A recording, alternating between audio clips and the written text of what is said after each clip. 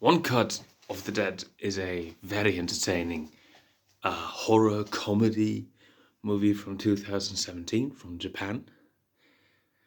And oh boy, I'm not 100% sure as to how much of the movie I am actually willing to spoil for anyone who hasn't seen it yet. Let's say it like this: the movie is divided into two parts, though these two parts are interconnected. And even if you're not a big horror fan, I highly recommend that you watch this movie. Specifically, you can even watch it with family. That is not a joke.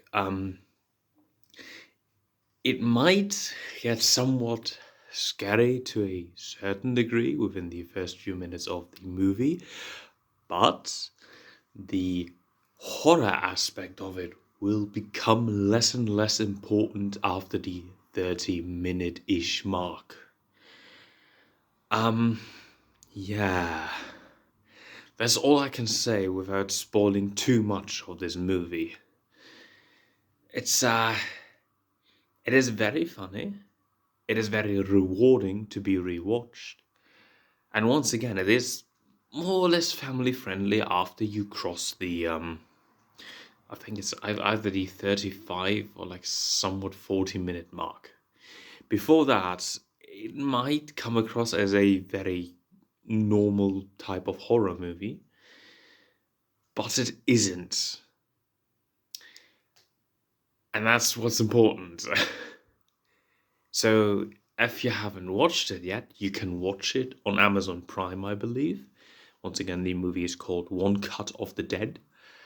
And yeah, that ends the spoiler-free section of this review. I'm a count of 5, and if you still haven't left by then to watch the movie for the first time, if you haven't watched it yet, I will get into spoilers. 5, 4, 3, 2, 1. Alright, so One Cut of the Dead is just this amazing fucking movie. Because when I initially watched it, all that I can think of was, during the first 30 minutes, that is when we are exposed to this short film within the movie. What I thought was, it's entertaining. Good lord, it's entertaining. And it's just kind of a cool concept. You have this director who is dissatisfied with the performance of his crew, and then an actual zombie apocalypse breaks out. And one by one, the crew gets, killed one way or another. And, the director is still trying to make that movie that he was desperately trying to get done at the beginning of this short film. And then it turns out that, yes, this is actually a short film.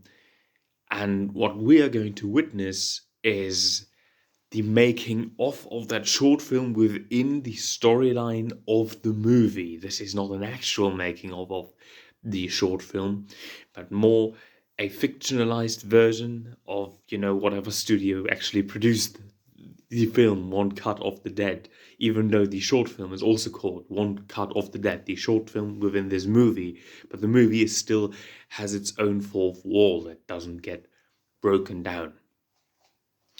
And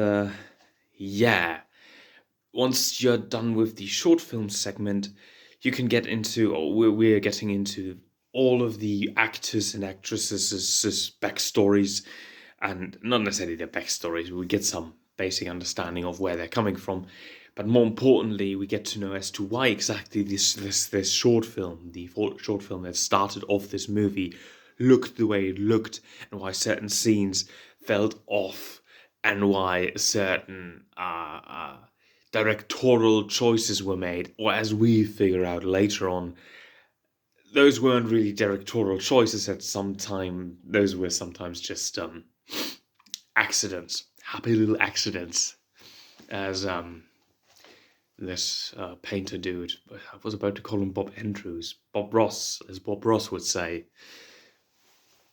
It is a very entertaining movie, and once you get to the making of part, where we get to the explanation for each and every scene that was in the initial short film, it wins like it wins a lot of comedy points that weren't previously there. You get explanations for everything that happened in the short movie, and it just becomes um, this very rewarding resolution of what had happened before. You now know exactly why things happen. And one of my favorite scenes from the making of, as well as from the initial short movie, was that scene in which you have a survivor girl, surviving, trying to fend off the zombified version of her boyfriend. And for whatever reason, he just kind of stops after a few seconds of trying to, walk up to her.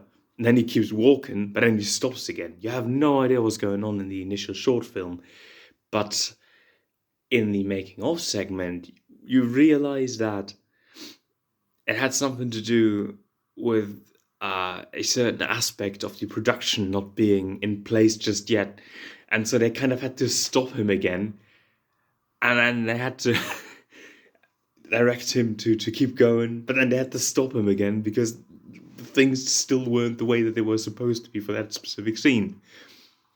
And in the middle of that scene, you also have a character who had previously died just kind of popping out of fucking nowhere, yelling real short, like they let out like a yelp of sorts, and then they just kind of collapse and are outside of the frame again. You have no idea what that's all about in the initial short film, but for fuck's sake, it is amazing the way that they explained it in the actual making of once again, because like it's not a real making of. They obviously had written the entire thing on the meta levels, and yeah, it's just amazing how heartwarming all of this is, as well as being really funny. And initially, it's also it's semi scary during the short film segment, the actual full short film that is called One Cut of the Dead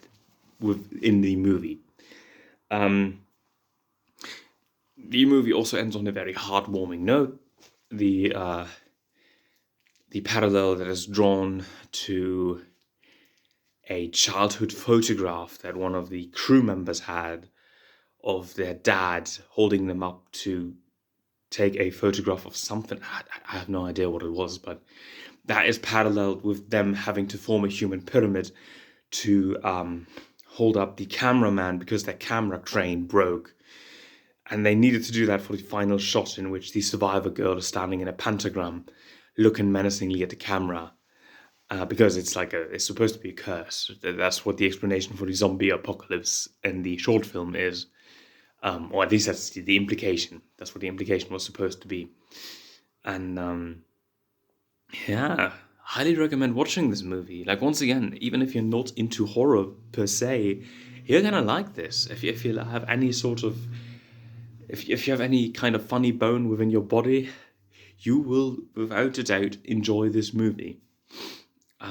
Once again, even if you're not a horror fan, the initial 30 minutes might be somewhat scary, although you will probably catch up to the fact that it is supposed to be low budget, and within being low budget, it's not literally scary.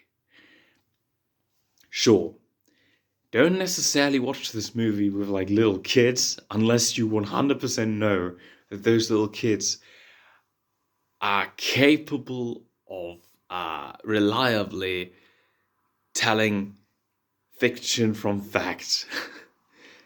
Because certain kids can't tell whether or not something is fictional, even if the special effects are ass.